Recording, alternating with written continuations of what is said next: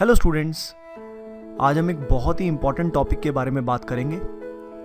सबसे पहले आपसे मैं एक सवाल पूछता हूँ, क्या एग्जाम में क्वेश्चन अटेम्प्ट करते हुए आप बीच बीच में फोकस लूज कर देते हैं? आप डिस्ट्रैक्ट हो जाते हैं? क्या आपको मूवी, सॉन्ग्स, गेम्स, स्पोर्ट्स आदि से रिलेटेड बातें याद आती हैं? अगर आपका जवाब हाँ है तो एक्चुअली ये परफेक्टली नॉर्मल है, सभी के साथ होता है, ये मेरे साथ भी हुआ था और सभी के साथ ये होता है। प्रॉब्लम कब होती है? प्रॉब्लम तब होती है जब ये चीज़ बहुत ही ज़्यादा हो जाती है, हम बहुत ज़्यादा डिस्ट्रैक्ट अगर हो जाते हैं तो बहुत बड़ी प्रॉब्लम होती है। तो इस वीडियो में मैं आपको बताने वाला हूँ how to remain focused during the exam. Exam के अटेम्प्ट करने के दौरान आप अपना फोकस मैक्सिमाइज कैसे रखें, इस बारे में हम बात करेंगे। सबसे पहले हम बात करते हैं कि ये फोकस लूज क्यों होता है, उसकी सबसे बड़ी प्रॉब्लम क्या है। तो देखिए, मेजरली दो रीज़न इसके होते हैं। पहला रीज़न होता है लैक ऑफ प्रिपरेशन।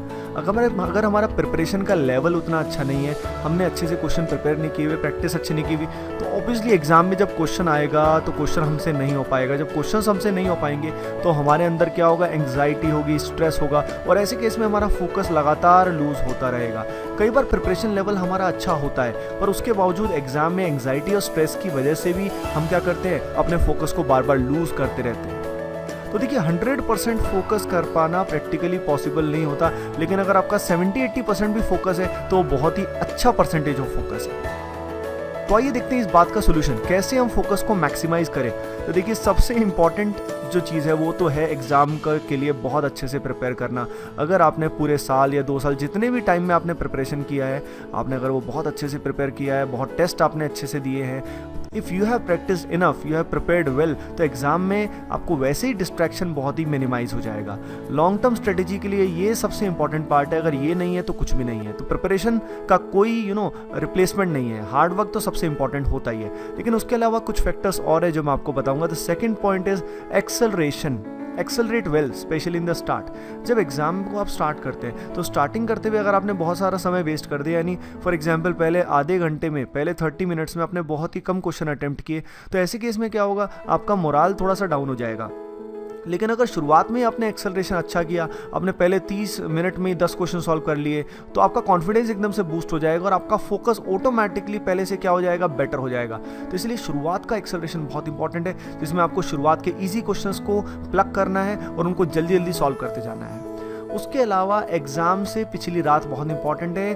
उस रात को आपको प्रॉपरली नींद लेनी पड़ेगी। अगर आप अच्छे से नहीं सोएंगे तो अगले दिन आपको एग्जाम के दौरान नींद आएगी, उस कारण भी डिस्ट्रैक्शन हो सकता है। तो आप लास्ट में बहुत ज़्यादा रिवाइज करने के चक्कर में ना रहें और properly at least I will recommend कि 8 hours of sleep must be there.